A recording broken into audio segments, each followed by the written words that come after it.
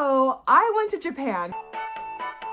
I have been wanting to go to Japan since about middle school. I started watching anime in elementary school when a neighbor girl introduced me to it with those 3-part videos that you could only find on YouTube that were one of the only ways to watch anime back in the day. And so I have been obsessed with Japan and Japanese culture for a very long time, like many weebs are. Now, if you only watch me for the hotel content and only want to hear about my hotel experiences, I'll give that to you right now. All right, I got my hotel fit on and I hope you're ready for nothing. Yeah, I don't really have anything to say about the hotel in Japan because it was beautiful and super clean and the room was big and the toilet was amazing. That'll make sense if you know anything about Japanese toilets. And the service was immaculate. So I really can't say much about it other than it was great. There was one day where we accidentally walked in on our housekeeper while he was trying to clean the room, and we couldn't say sumimasen fast enough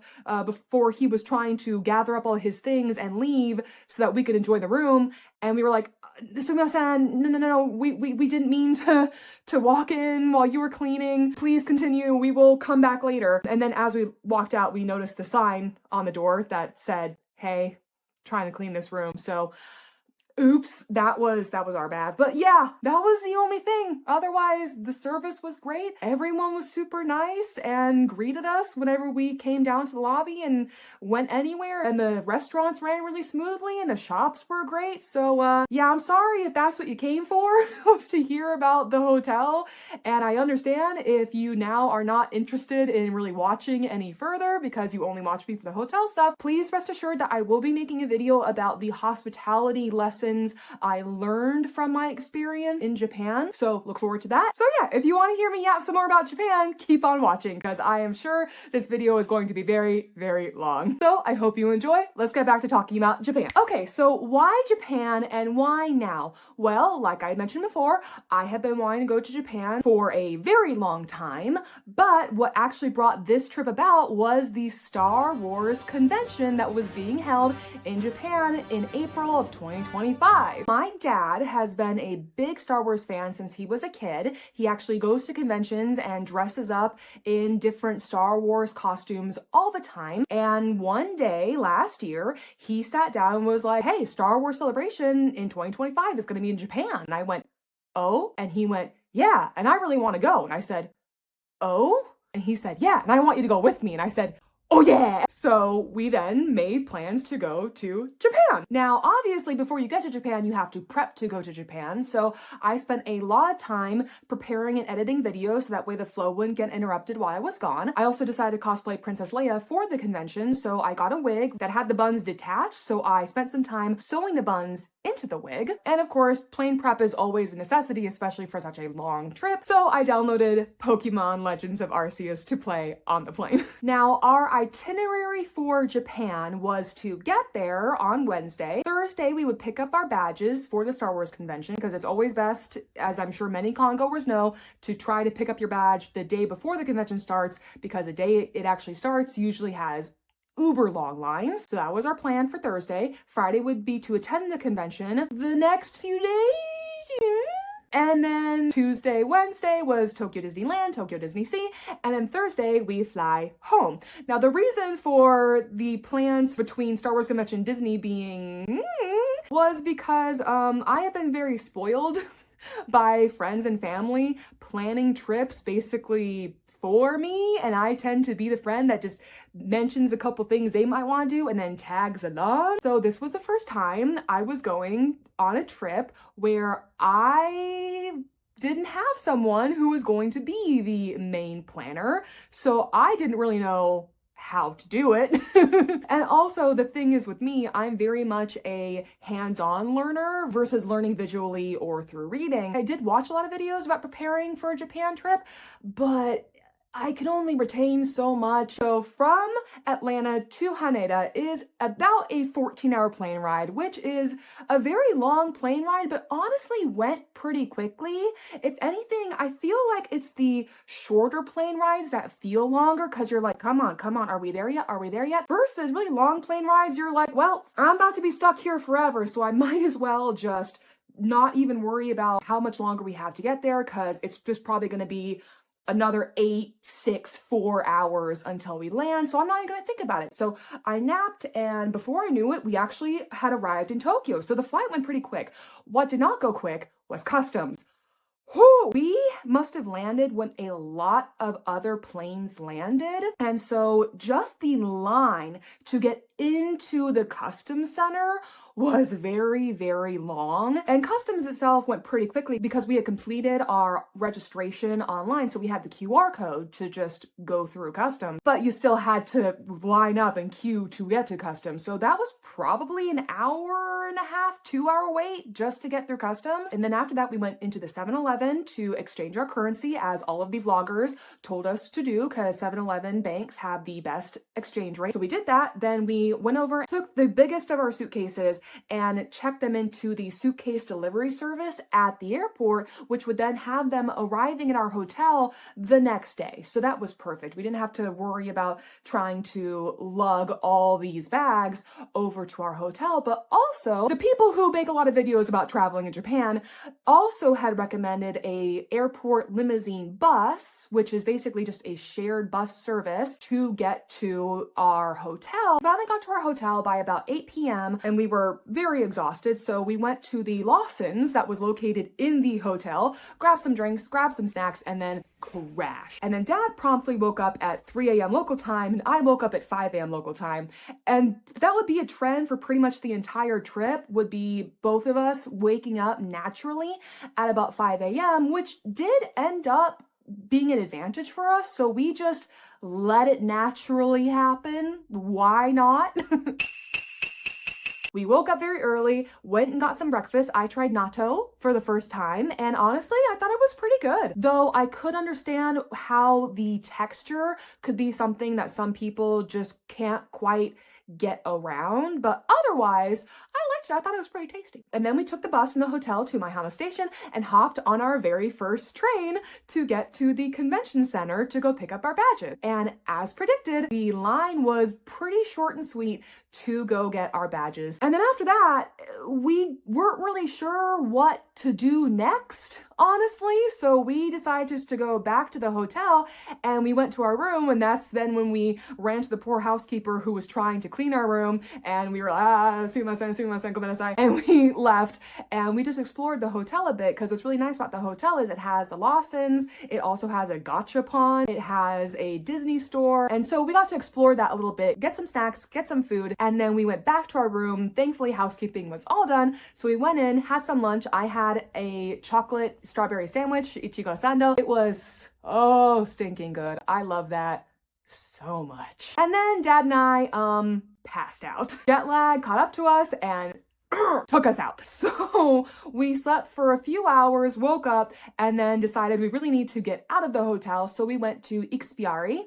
It's like a play on the word experience. It's basically downtown Disney / Disney Springs meets a 3-story shopping mall and has a baby. That's Ikspiari. It is a Disney-centric mall that is located within that Disney monorail loop. So we explored that shopping area, and it was a very neat shopping place. Then we went over to the Disney store, which is located right next to the giant Outback, which was interesting to see. And in there, I saw the cutest Stitch plushie, and unfortunately didn't grab it because I thought I had plenty of time before I would go buy it, and it was decently large, so I wanted to wait to see how much luggage space I had left over. And by the time I went back for it, it was poof, gone. So that was too bad. We also grabbed dinner while we were there, and I had omu rice, and it was fine. I'm sorry. I forgot that a main key component of omu rice is that they mix the rice with ketchup, and I am not the biggest ketchup fan, so when I started biting into it, I was like, right, this is a big component of this that I totally forgot about. Well, I'm in Japan, I might as well have it, and I never have to have it again, because I can say that I had omu rice in Japan, and that's good enough. So after that, we went back to the hotel, and it was time for the Star Wars convention. So day 2, Friday, was the Star Wars convention. I got dressed up as Leia, Dad got into his Shakespearean stormtrooper, and we went off to the convention. We did take a taxi because the convention itself actually urged the attendees who wanted to dress up to please not use the public transportation in order to avoid disturbing the locals. They did provide changing rooms at the convention, but Dad and I both just decided we didn't want to deal with taking all our stuff there and changing, coming back, so we just went ahead and splurged on a taxi to and from the convention center. Now, walking into and once in the convention center, we saw so many amazing costumes, but the line to get in was ridiculous. And the lines continued to be very ridiculous pretty much throughout the whole convention. This was only my second Star Wars convention, and I think I can confidently say, and I know that a lot of people who have been to the convention did agree online, it was not organized very well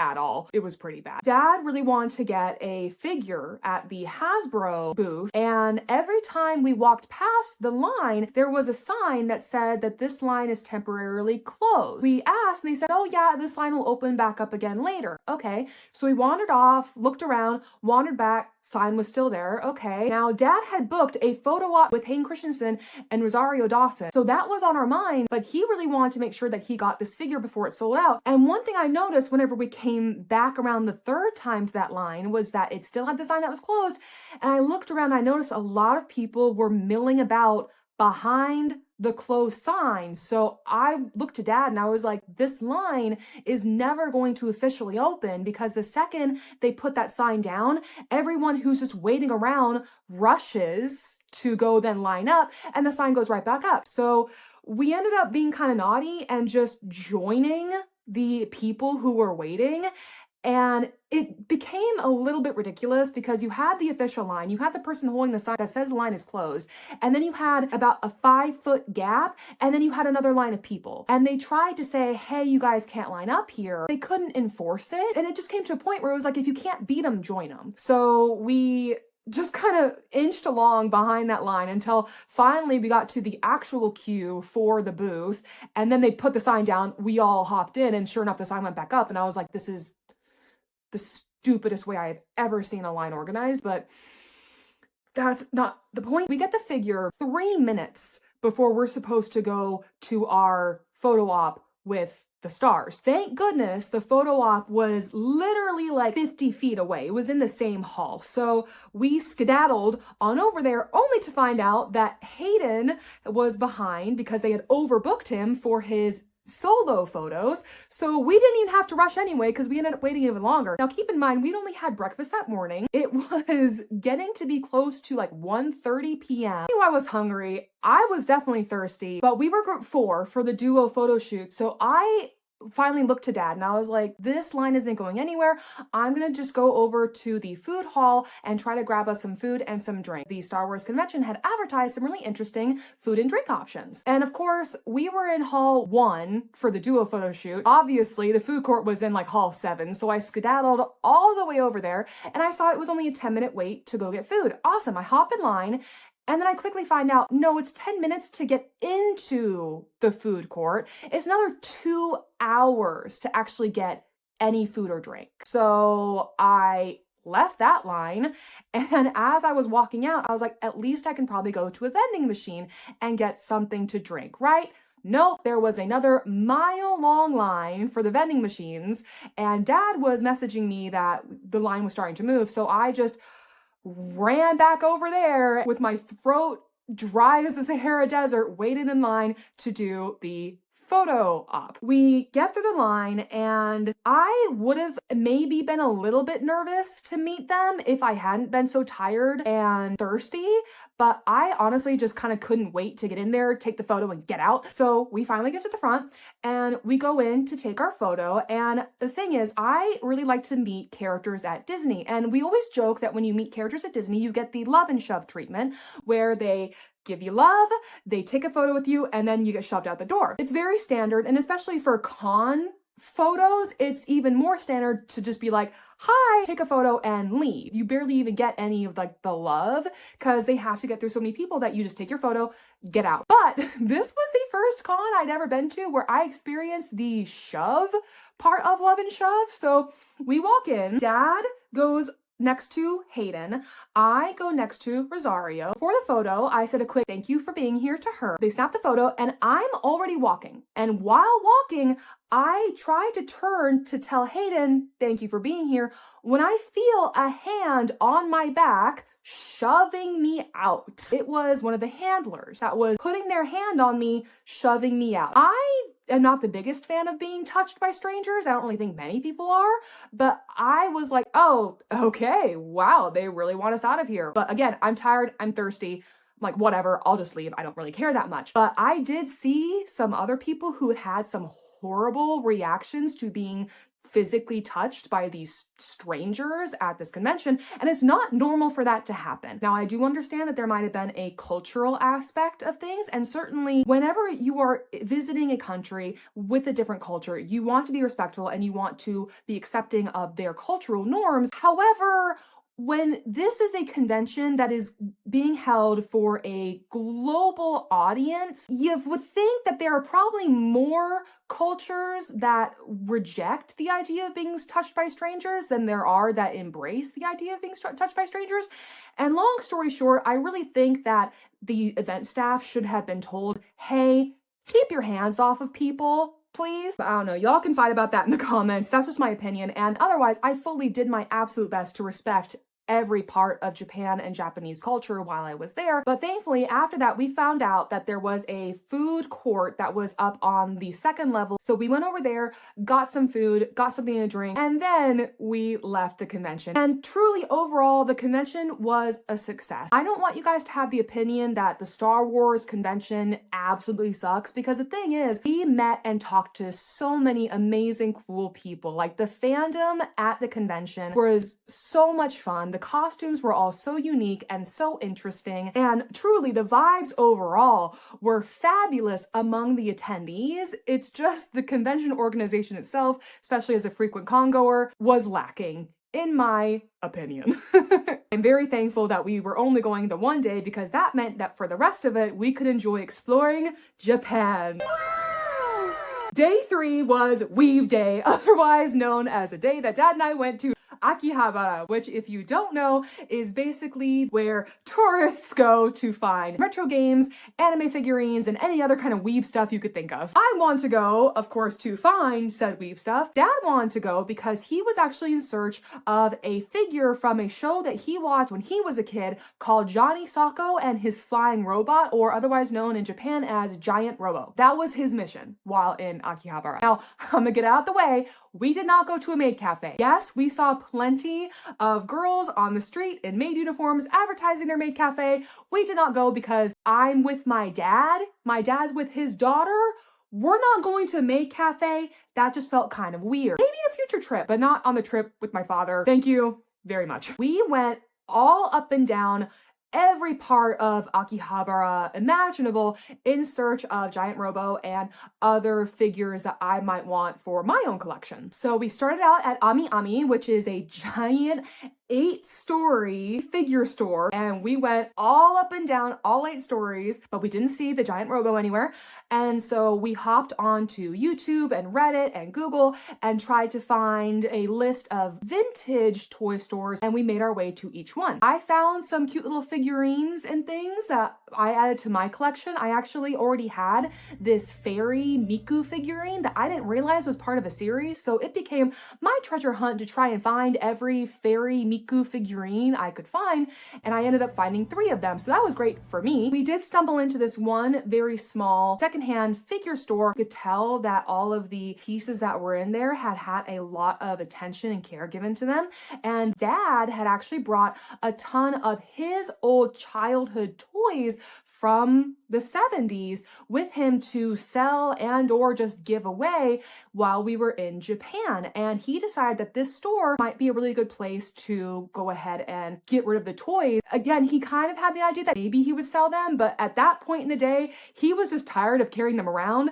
So I whipped out Google Translate. I told the shop attendant that my dad would like to give him some toys. And the shop attendant was this older man who you can tell was kind of like, what 2011 Walmart trash did this guy bring for me today? But he said, okay, I'll take a look. So dad pulls out 3 giant Ziploc bags of these retro toys that were in very good condition, that were all made in Japan. And I swear this guy must have lost about 20 years when he got his hands on those toys. All of a sudden, he lit up and his eyes were all bright, and he's pulling out the toys and he's going like, oh, nani kore? And he's looking at them and he's like, oh, chisa. Because some of the action figures that dad had were really tiny, and he was just so giddy and so excited, and he was trying to figure out how some of the pieces went together for some of the bigger toys that dad had broken apart to transport over. And he was looking even at a shop attendant and being like, oh, what's this? What's that? And he started looking up on his computer all of the different things and you seeing how much they were worth. And he said, okay, let me think of a price.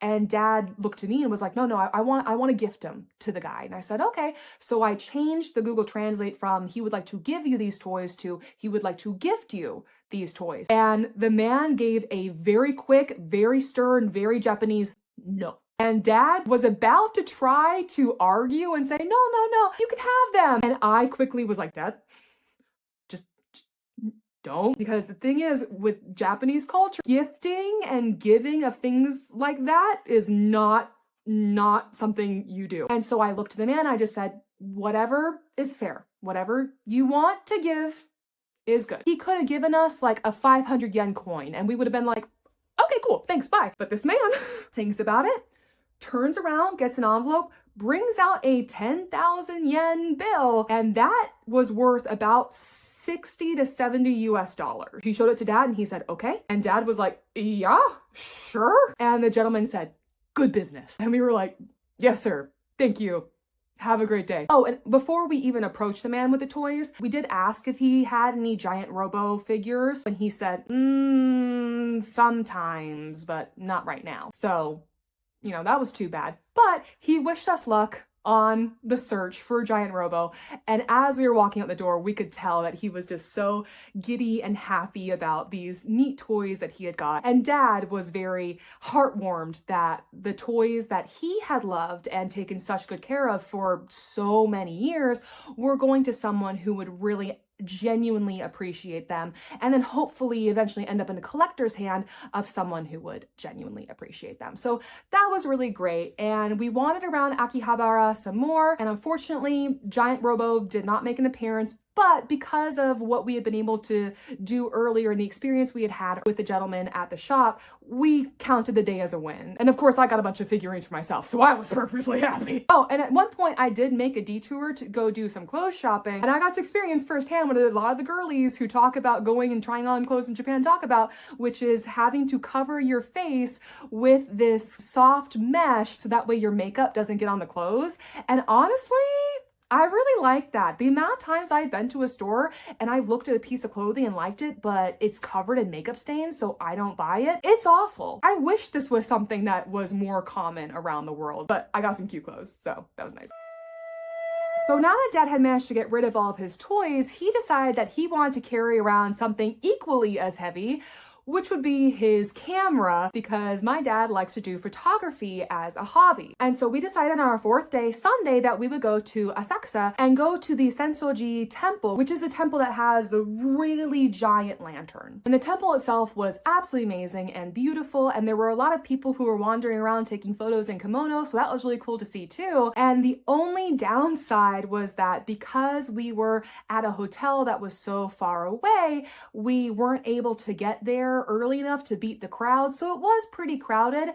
But that then made us kind of go off into a side street, which was a lot less busy and really cool, because there is a shopping district right next to the temple that is like a time capsule. It looks very traditional old Japanese. So we got to see some really cool storefronts and artwork, and we did wander into a small shrine area where we saw some tanuki, and it was just really, really cool. So after wandering through there, I left Dad to go take pictures while I did some more shopping. I went and hit up Don Quixote, which was as overwhelming as everyone says it is. But thankfully, I think that's one of the less popular destinations, so it wasn't very crowded, so I was able to still enjoy it.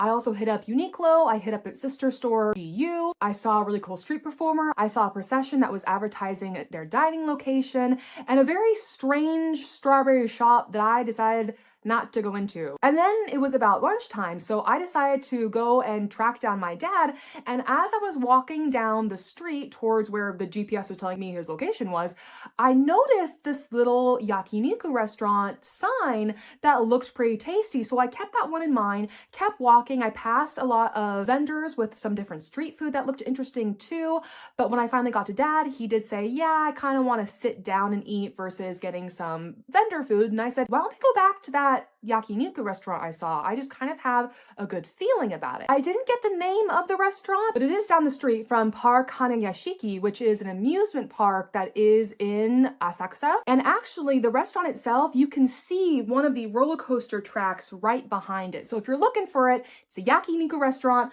down the street from that park. You look up and then you can see a roller coaster track. I'm sorry, that's the best I could do. But that food was some of the best food we had in Japan. Dad got this spicy beef soup. I got some yakiniku beef that I grilled on the spot, and it all tasted amazing. And this place was very much local approved. We could tell because at the table right next to us were two older Japanese men who were chain smoking, throwing back beers, grilling meat, and watching the horse race that was playing in a small TV in the corner while reading the newspaper. And boy, if that wasn't a sign that the food was gonna be really good. And don't worry, I know the chain smoking sounds kind of nerve-wracking, and I was a little bit nervous whenever the first cigarette came out, but thankfully the vent over the grill sucked up all the smoke, so we really barely smelled it at all. Oh, what I wouldn't give to have that again right now. One of Dad's other main goals of his trip to Japan was to get a Japanese chef's knife. So we went over to Kappabashi Street, which is a very famous street in Asakusa where people get Japanese-made knives. True to its name, we saw lots of kappa, including this kappa and a giant gold kappa statue. I mistakenly thought that the shop that Dad had me navigate him to was the shop he was going to get his knife at, but no, that was just a landmark for what street to go to, and we then walked all up and down Kappabashi Street while Dad looked at a bunch of different knives, and that man is so lucky that I love him because I was so tired and so bored, but it was kind of hilarious because at one shop, while he was looking around, I saw another woman who was outside leaning against the rail, and I walked up to her and I was like, hey, you get dragged into knife shopping too? And she went, yeah. This is my husband's third Japanese knife. And I went, whoo! So I got to make friends with another poor soul who was dragged along for that ride. But Dad did get his knife, and it is absolutely gorgeous, and he's very happy, so I'm happy for him. That just meant that I got to go do some more clothes shopping. So our final stop of the day before we headed back to our hotel was the Asahi Beer Hall. And it's not because we really care for beer or anything. It's because of the giant golden turd. Technically, this thing is called the Asahi Flame, but come on, it looks like a giant golden turd. It is the cloud gate of Japan. Chicago's got the bean, Asakusa's got the turd. It was very funny to see in person. Oh girl, now who's this little fashionista? I don't know what it is about Japan, but being there and seeing the way that everyone dresses, it really makes you want to dress up too. At least that was my experience, because in my normal day-to-day life, I wear shorts and tank tops. I live in Florida.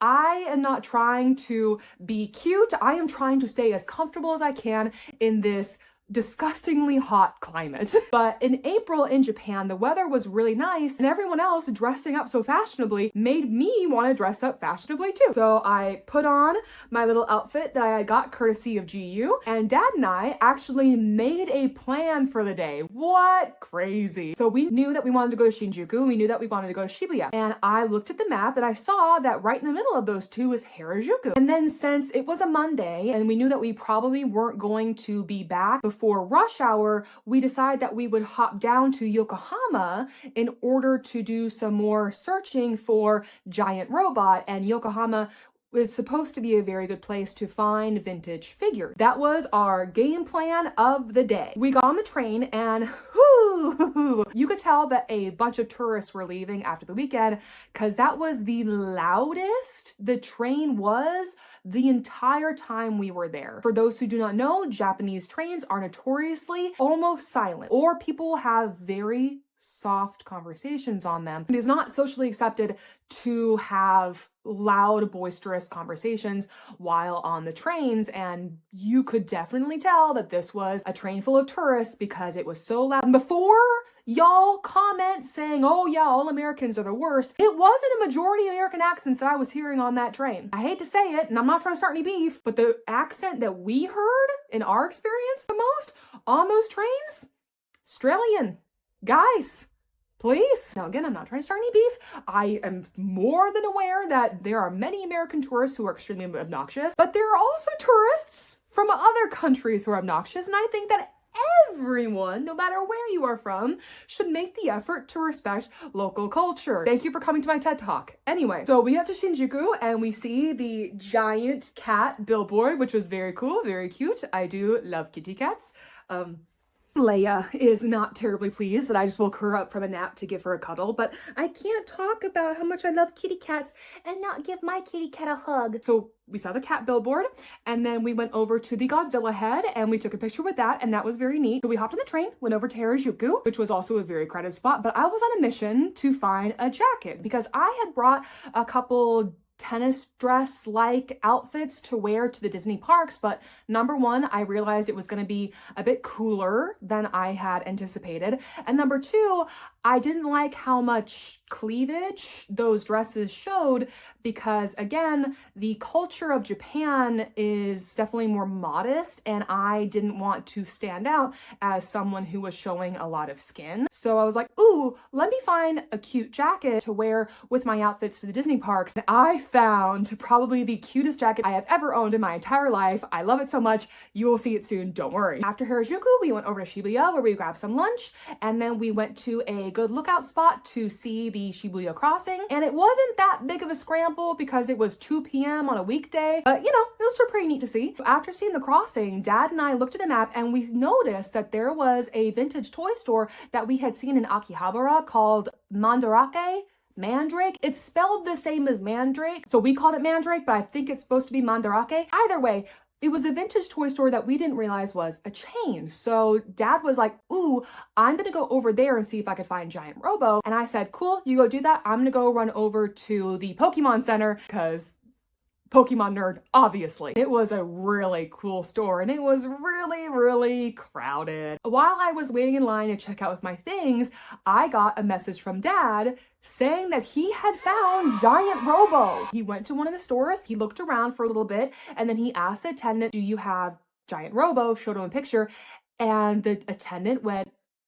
actually, follow me, and led Dad over to a display that he had passed and bent down, reached far into the back and pulled out the Giant Robo figure in the box. So Dad was a very happy camper. I realized that meant we didn't have to go to Yokohama now, and it was about 3:30, 3:45. So we were like, if we book it over to the train station, we can get back to our hotel before rush hour. So that is exactly what we did. We got back, we ended up just having something to eat at the hotel. Then I took a shower while Dad was channel surfing, and then I came out and I found that Dad had discovered Food Wars. If you don't know what Food Wars is, it's kind of a pervy anime. Like, there's a lot of boobs, there's a lot of butts, and I immediately looked at it and I was like, wait, the artwork looks very familiar. And it was just showing food for a second and I was like, is this?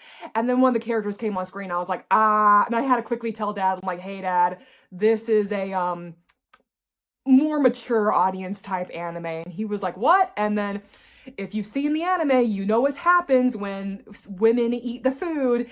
And he was like, oh, and I was like, yeah, so we turned that off. Look, obviously, I know what that anime is, so I'm not over here being like, oh my god, it's such a bad anime, like, don't watch it. I've watched it. I kind of like it. I think it's a good anime, but I don't want to watch it with my dad, guys. Isn't this this jacket's so cute. It's got little bows on it and the hood has these cute little ruffles.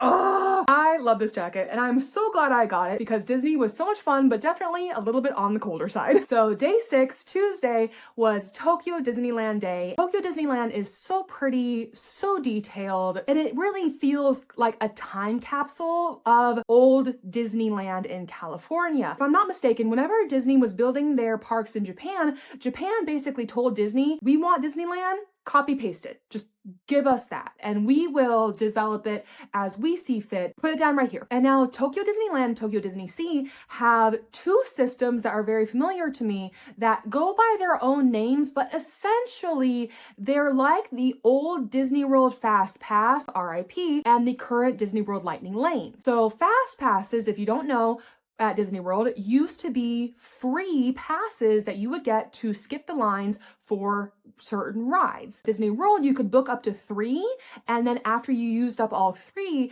you could then book 1 more until it was used. Tokyo Disneyland works on a similar system, but you can only book 1 at a time. And then I believe after 2 hours or after the ride has been redeemed, whichever comes first, you can book another Fast Pass. And I'm just gonna call them Fast Pass and Lightning Lanes to make things easier. And then Lightning Lanes work similarly where you can purchase access to skip the line for a ride. And then there were some rides that were just standby only. So are we on the same page?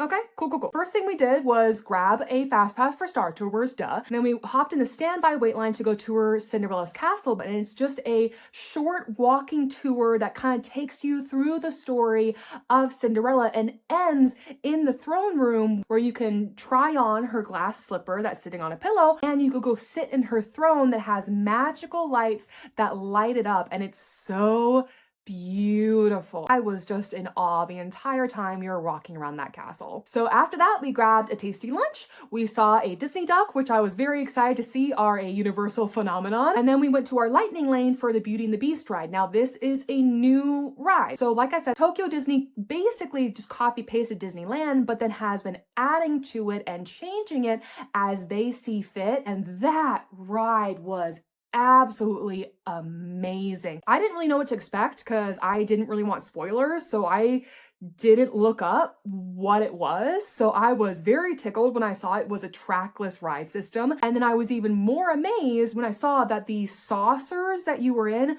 moved separate from the base. And of course, if you know anything about the Japanese parks, you know that their animatronics are just next level. I mean, seriously, every single animatronic, every single scene was just immaculate. After that, we waited for Snow White Scary Adventure, which I know used to be at Disneyland. Dad said I might have rode it when I was really little, but I didn't remember. So it was basically a new ride for me, and that was pretty neat. And then we grabbed a Fast Pass for It's a Small World with Groot, where Groot was scattered around the It's a Small World scenes. And then we waited about 10 minutes to get into the Aloha Tiki Room featuring Stitch. That is the only time I have ever willingly walked into Enchanted Tiki Room and Disney World. Disney World, please just bring that over here because it was so much more fun and entertaining to watch that show with these Stitch tie-ins than it ever has been to watch Enchanted Tiki Room. And even the birds, some of the birds had little Stitch ears. It was so funny. While we were waiting to get into the Aloha Tiki Room, Dad was fiddling with his camera looking at all the pictures he had taken throughout the day at Disney, and one of the workers came up to him and asked to see his photos, so he showed it to her, and she said, "Oh, you have to take pictures in here." He was like, "Of course." And then as we were exiting, she found him again and gave him a sticker that she had wrote all over with "Best Photographer" and "I love your pictures." It was just so cute. Just cast member touches are always so fun. And so it's about 3 p.m.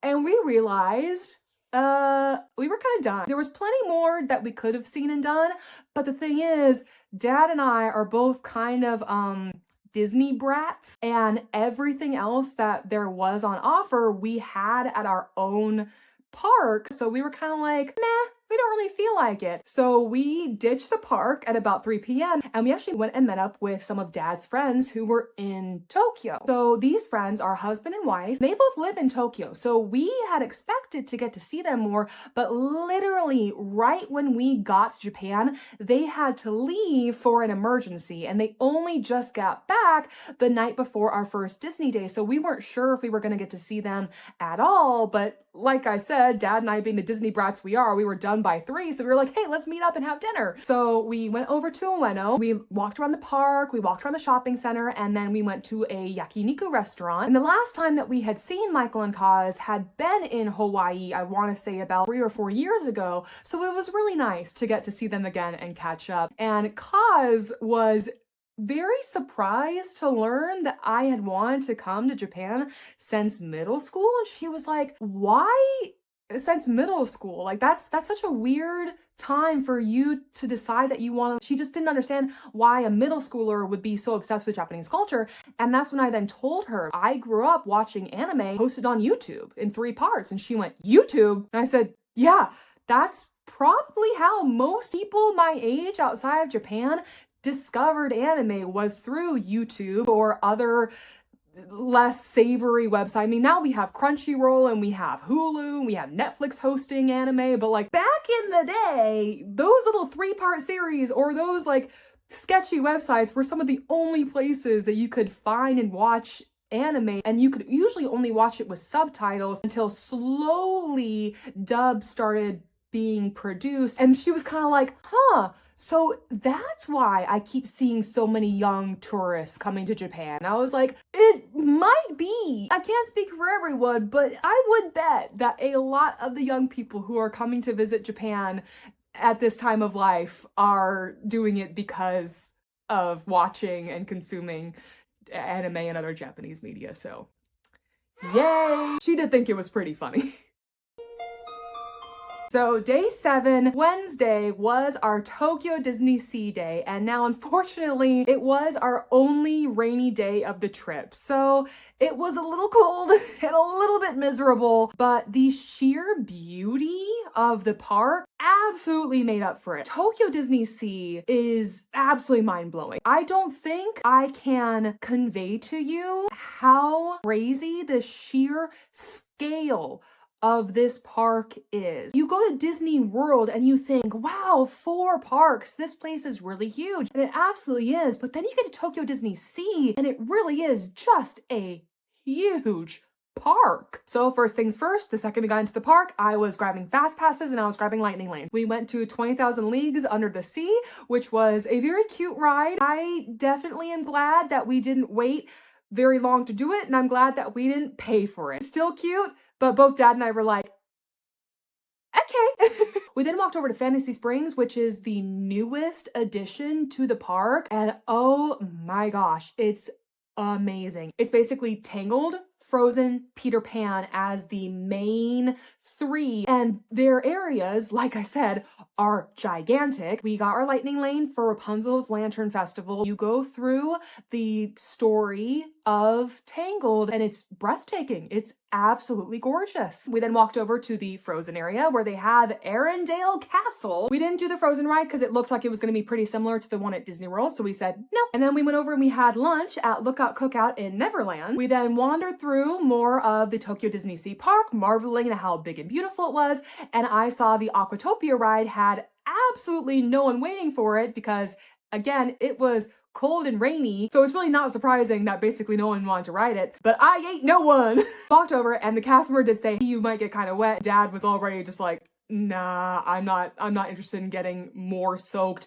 than I already am right now. So I told him to take pictures of me while I rode it and I had a ton of fun, and he got some really good photos of me on that ride. I mean, look at my dad. He's just such a good photographer. I love him so much. After that, we did Lightning Lane for a journey to the center of the earth, which was a really cool roller coaster ride, though it was a very quick roller coaster ride. That was one of those rides where it's over basically as soon as it starts and you're like, oh, okay. We then walked around and just marveled at the sheer size of this place. Just, this park makes Disney World look so cheap. By 3 p.m. we had rode everything we wanted to ride, and though it might have been nice to explore some more, we were both cold, and the only thing that had been saving my butt all day was the fact that the vending machines popped out hot tea. So I had been drinking that in order to sustain myself because I was walking around in this little hat, little jacket, little tennis dress. So I couldn't feel my legs. So we decided to go back to the hotel, we warmed up, we dried off, and we went to the lounge to enjoy some drinks and some snacks and basically say our goodbyes as it was our last night in Japan. So unfortunately, morning came, I had my last breakfast at the hotel, and then we grabbed our stuff, checked out, and headed off to the airport. So if you've gotten this far, thank you so much for watching me ramble about my experience in Japan. This really was a dream trip for me. Like I said a few times now, I have been wanting to go to Japan for years, and I am so thankful that I was able to actually do it. It is not an easy journey, and it's not an inexpensive journey, so I am very grateful and very thankful that I was able to go, and I am hopeful that I will get the chance to go again someday in the future. Now, I am sorry if the lighting changes I'm sure inevitably happen during this video were distracting. I did predict that this video would be long, which meant that it would take a long time to film, which meant that the sun would just keep moving and changing my lighting. So if that was distracting, I do apologize. I will do my best to fix it in post, but that is kind of what's going to happen when you're filming with natural lighting, and I'm just a silly little YouTuber on the internet, so I really hope that y'all aren't expecting that much of production value, because I'm gonna tell you right now, I have one iPhone like this, and I have my old iPhone like that, filming like literally on top of each other, so that way I could just have a vertical and horizontal version of this, and that is my pro YouTuber setup that I am rocking right now. So yeah, glamorous, I know. 2 iPhones. The only reason I have the other one is because it was too broken to trade in. Thank you so much for watching. Like I said earlier, I will be making a video talking about the lessons in hospitality that I learned from visiting Japan. And I do think that they're lessons that would be very beneficial to hospitality workers, so look forward to that video. And otherwise, if you want to catch some videos early or join my private Discord, please consider subscribing to my Patreon. Thank you again for watching. I hope you have a great day. Bye! Oh yeah, I forgot to mention this, but it was very nice whenever we got into the taxi on the way back from the Star Wars convention, and the taxi driver complimented my Japanese, and I was like, stop, because it's really not that good. He was being very nice to compliment my Japanese. It's really not that good. Watching anime does not make one fluent in Japanese.